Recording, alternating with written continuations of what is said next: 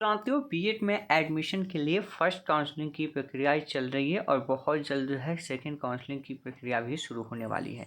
लेकिन आप सभी के बहुत ही ज़्यादा कमेंट आ रहे हैं कि सर जो सेकंड काउंसलिंग स्टार्ट होगी उसके लिए हमें क्या करना होगा और उसका जो कट ऑफ होगा वह कितना जा सकता है, क्या सेकंड काउंसलिंग के अंदर हमें कॉलेज मिलेगा या नहीं मिल पाएगा। और साथियों, इसके अलावा भी कुछ लोग के सवाल आ रहे हैं कि मेरा फर्स्ट काउंसलिंग में कॉलेज अलॉटमेंट लिस्ट जारी हो चुका है लेकिन अभी तक हमने एडमिशन नहीं लिया है, हम फर्स्ट काउंसलिंग में एडमिशन करा लें या सेकंड काउंसलिंग का इंतजार करें। तो इन सभी सवालों का जवाब हम आपको इस वीडियो के माध्यम से देने वाले हैं, तो वीडियो को आप लास्ट तक जरूर देखें। वीडियो शुरू करने से पहले मैं आपसे एक छोटा सा रिक्वेस्ट करना चाहूँगा कि आप अभी तक इस चैनल पर नए हैं तो आप इस चैनल को सब्सक्राइब कर ले और बेल आइकन को दबा दें ताकि ऐसे ही लेटेस्ट वीडियो मिलता रहे। चलिए शुरू करते हैं। साथियों, बात करते हैं बीएड में एडमिशन के लिए फर्स्ट काउंसलिंग के लिए। तो आपको पता है कि फर्स्ट काउंसलिंग की प्रक्रिया शुरू है और यह आपकी प्रक्रिया जो चलने वाली है 26 जुलाई से लेकर 9 अगस्त के बीच में आपका चलने वाला है। यानी कि जो आपका फाइनल एडमिशन होगा वो आपका 10 अगस्त तक होने वाला है, यानी कि एक सप्ताह कहें तो और आपके फर्स्ट काउंसलिंग के एडमिशन प्रक्रिया में बचा हुआ है। अब देखिए, इस बार हुआ क्या है कि जो बीएड में एडमिशन की प्रक्रिया चल रही है इससे संबंधित कुछ भी अपडेट अभी आपके सामने नहीं आ रही है। कितना एडमिशन हुआ या कितना एडमिशन होने की संभावनाएं हैं, ये सभी न्यूज़ अभी आपको देखने को नहीं मिल रहा है। और इस पर हम आपको बता दें कि बीएड की तरफ रुझान छात्रों का बहुत कम है और इसके पहले भी मैंने आपको बताया था।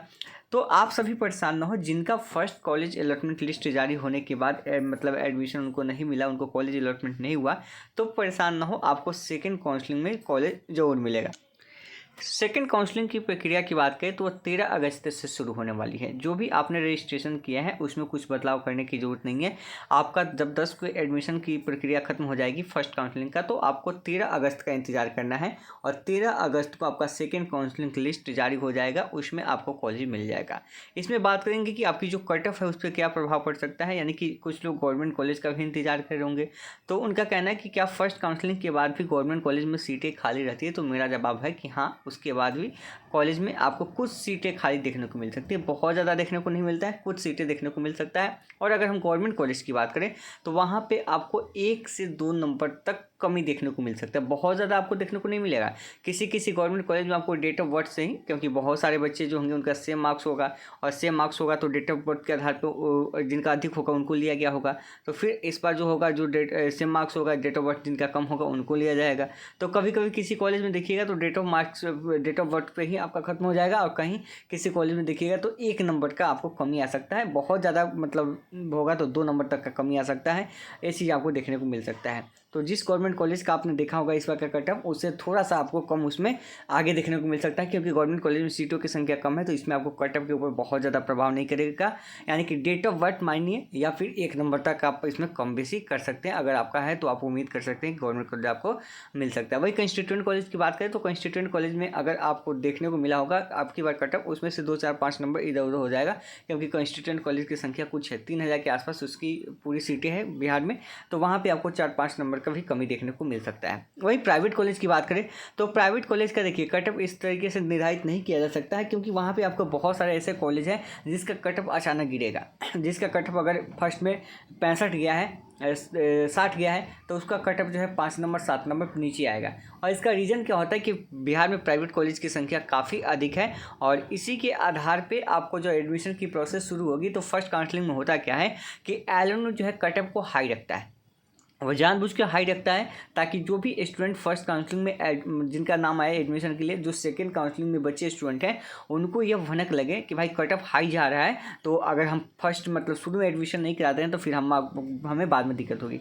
हालांकि ऐसा कुछ होता नहीं है, ये जानबूझ के कट ऑफ को हाई रखा जाता है फर्स्ट काउंसलिंग में ताकि सेकेंड काउंसलिंग के बच्चे थोड़ा सा परेशान हो और जब उनका नाम आए तो जल्दी से एडमिशन ले लें। तो इसलिए आप बहुत ज़्यादा परेशान नहीं हो। प्राइवेट कॉलेज के अंदर आपको कट ऑफ काफ़ी नीचे गिरते हुए दिखेगा बहुत सारे कॉलेज का। हाँ, कुछ प्राइवेट कॉलेज हैं जो बहुत अच्छा कॉलेज है प्राइवेट कॉलेज, उसके कट ऑफ में बहुत ज़्यादा कमी नहीं होगी। वहाँ पे भी आपको 2 नंबर 3 नंबर 5 नंबर तक आपको कमी देखने को मिल सकता है। बहुत अच्छे देखिए बिहार में बहुत अच्छे प्राइवेट कॉलेज भी हैं, लेकिन उसकी संख्या बहुत कम है, तो वहाँ पर आपको कट ऑफ कम थोड़ा सा देखने को मिल सकता है। लेकिन वही प्राइवेट कॉलेज की बात करें तो जो अदर प्राइवेट कॉलेज हैं जैसे ग्रामीण इलाकों में हो गया, कुछ दूर दराज मतलब वैसे जहाँ पे आवागमन की सुविधा उतनी अच्छी नहीं है, तो वहाँ पे कट ऑफ बहुत ज़्यादा नीचे आ जाएगा। ये चीज़ ध्यान रखिएगा। ठीक है, जहाँ पे कॉलेज की संख्या है। तो जैसे बी यूनिवर्सिटी मुजफ्फरपुर जो है, यहाँ पे कटअप आपकी कम जाएगी प्राइवेट कॉलेज के अंदर। इसके अलावा पाटलिपुत्र यूनिवर्सिटी वहाँ पे जाएगी जहाँ पे बीएड कॉलेज की संख्या अधिक है। आप मुंगेर का बोलिएगा और पूर्णिया का बोलिएगा तो वहाँ पे कटअप आपका थोड़ा ज़्यादा जाएगा, इसलिए ज़्यादा जाएगा या उसी के आसपास कम होगा, 1-2 नंबर ही कम होगा, इसलिए कम होगा क्योंकि वहाँ पे कॉलेजों की संख्या कम है, अभ्यर्थी ज़्यादा है। तो जहाँ पे कॉलेजों की संख्या अधिक है वहाँ पे तो कटअप कम जाएगी। जैसे पटना साइड में हो गया, मुजफ्फरपुर साइड में हो गया, अगर आप अप्लाई किए हैं तो यहाँ पे कटअप आपको कम देखने को मिल सकती है।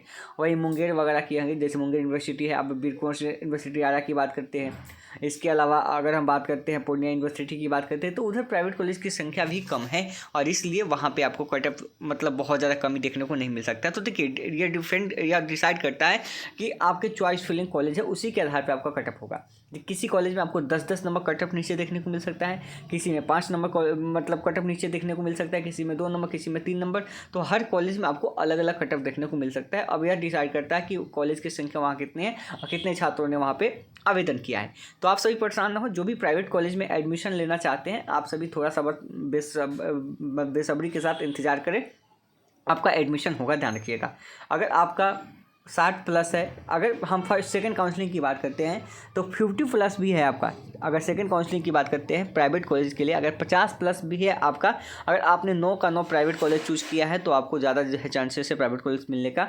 और अगर आपने मतलब बहुत अच्छे से प्राइवेट कॉलेज को चूज़ किया है, उसी स्थिति में आपको थोड़ा सा दिक्कत हो सकता है, ये बात ध्यान रखिएगा। लेकिन अगर 50+ भी है, अगर किसी भी कैटेगरी से हैं आप, तो आपकी चांसेस है। और जनरल कैटेगरी की बात करें तो 55+ है महिलाओं के लिए, तो उनका तो सेकंड मेरिट लिस्ट में भी उनकी संभावना है कि उनका एडमिशन जो है आसानी के साथ हो जाएगा, क्योंकि सीटें इस बार भी नहीं भरेगी, इस चीज़ का अंदेशा पहले से था और अभी भी हो चुका है। क्योंकि होता क्या है कि जब फी जो कॉलेज के द्वारा लिया जाता है बिहार में, आपको पता है कि 1.5 लाख रुपये वसूला जाता है और 1.5 लाख रुपये की रकम बहुत बड़ी रकम होती है और हर स्टूडेंट के पास उतना पैसा नहीं होता है। कुछ ही कॉलेज है जो कि आपका फर्स्ट टाइम में 25,000-50,000 रुपये लेके एडमिशन कर ले। बाकी कॉलेज जो क्या करता है, आपको 50% मांगता है, यानी 75,000 रुपये मांगता है, ठीक है, और एक्स्ट्रा कुछ अलग से लेता है, बैग वगैरह देता है, कुछ अलग से एडमिशन प्रोसेस करता है, तो 80,000 पूरा देता है। तो जाहिर सी बात है कि एक बार में 80,000 रुपये 75,000 रुपये एक स्टूडेंट के पास होता नहीं है, इसलिए वो एडमिशन से मतलब बैकअप कर लेते हैं, ये कारण है।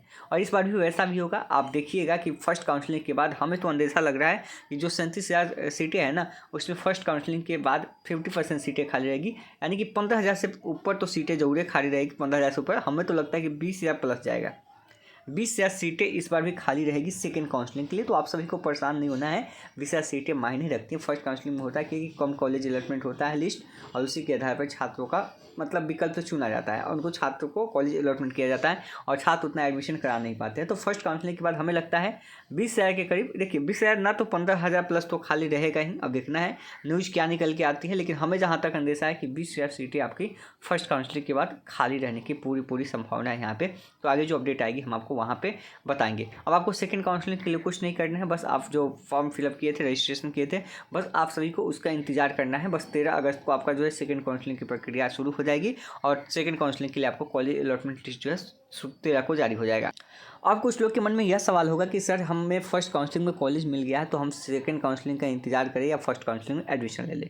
देखिए फर्स्ट काउंसलिंग में अगर आपको मनपसंद कॉलेज मिल गया है या आपको मनपसंद कॉलेज उतना नहीं मिला है, लेकिन फिर भी आप चाहते हैं कि हमारा काम चल जाएगा, इस कॉलेज में एडमिशन ले सकते हैं, अगर किसी कॉलेज में एडमिशन नहीं हुआ तो वैसी स्थिति में आप एडमिशन ले लीजिए, ठीक है। अगर आपका मनपसंद कॉलेज है या फिर आप थोड़ा सा कंप्रोमाइज़ करके आप उस कॉलेज में एडमिशन लेना चाहते हैं तो ले सकते हैं। सेकंड काउंसलिंग का आप वेट न करें, क्योंकि एक बार अगर आप एडमिशन नहीं लेते हैं तो अभी फर्स्ट काउंसलिंग की प्रक्रिया रद्द कर दी जाती है।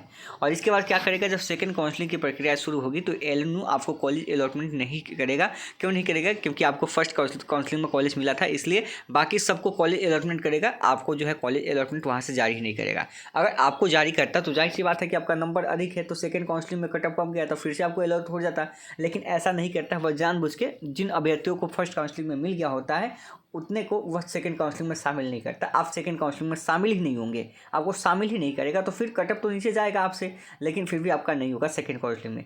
अब आपके पास एक ही विकल्प पड़ता है, उसके बाद स्पॉट काउंसलिंग की अगर प्रक्रिया शुरू होती है, अगर कहीं सीटें बच जाती है, सीटें बचने की संभावनाएं हैं, लेकिन संभावनाएं ध्यान रखिएगा, तो सीटें अगर कहीं बच जाती है तो वैसी स्थिति में क्या होगा कि आपका एडमिशन कहीं हो सकता है जहाँ सीटें खाली होगी। किसी कॉलेज में पता कीजिएगा कि सीटें खाली होगी तो वहाँ आपका एडमिशन हो सकता है। तो बस आपको यह डिसाइड करना है कि वहाँ पे सीटें खाली है, इसलिए अगर फर्स्ट काउंसलिंग में आपको कॉलेज मिल रहा है तो आप जो है एडमिशन करा लीजिए, और नहीं तो रिस्क लेना चाहें तो बाद में सीटें खाली रहेगी तो आपका मनपसंद कॉलेज जहाँ पर सीटें खाली रहेगी और वहाँ से आप बात कर लेते हैं और वहाँ पे एडमिशन आपका हो सकता है, क्योंकि बाद में कॉलेज को अधिकार चला जाता है जहाँ सीटें खाली होगी आप डायरेक्ट उस कॉलेज में एडमिशन करा सकते हैं। लेकिन यह आपके लिए कहीं ना कहीं रिस्क होगा, कॉलेज में सीटें उस समय खाली होगी आपके मनपसंद कॉलेज में। अगर मान लीजिए जो कॉलेज आपको पसंद है वहाँ पर सीटें खाली ही नहीं रहे, किसी कारण से आपका एडमिशन उसमें हो ही नहीं, तो फिर तो आपको वहाँ पर झटका लगेगा। इसलिए अगर फर्स्ट काउंसलिंग में मनपसंद कॉलेज मिल रहा है या कंप्रोमाइज़ करना चाहते हैं तो आप एडमिशन ले लीजिए, नहीं तो रिस्क के साथ जाना चाहते हो तो स्पॉट काउंसलिंग में भी आपकी बातें बन सकती हैं। तो यह डिसाइड आपको करना है। आप ये भी सोचते हैं कि अगर हम मेरा स्पॉट काउंसलिंग में भी एडमिशन नहीं होगा तो इस बार नहीं लेंगे, हम अगले साल लेंगे, तो वैसी स्थिति में आप एडमिशन जो है ले सकते हैं। रिस्क लीजिएगा तो फिर कहीं ना कहीं आपको वहाँ पर संभावनाएं जो है एडमिशन आपका हो सके, क्योंकि सीटें खाली होने की उम्मीद यहाँ पे दिख रही है। अब डिसाइड आपको करना है कि आपको क्या करना है। तो उम्मीद करते हैं सारी प्रक्रिया जो है आप यहाँ पर समझ गए होंगे, और आगे जो अपडेट आएगी हम आपको नेक्स्ट वीडियो के माध्यम से आपको अपडेट करेंगे। साथ ही वीडियो के डिस्क्रिप्शन में आपको टेलीग्राम और व्हाट्सएप ग्रुप का लिंक मिलेगा, उसे ज्वाइन कर लीजिए ताकि आगे की अपडेट मिलती रहे। मिलते हैं नेक्स्ट वीडियो में।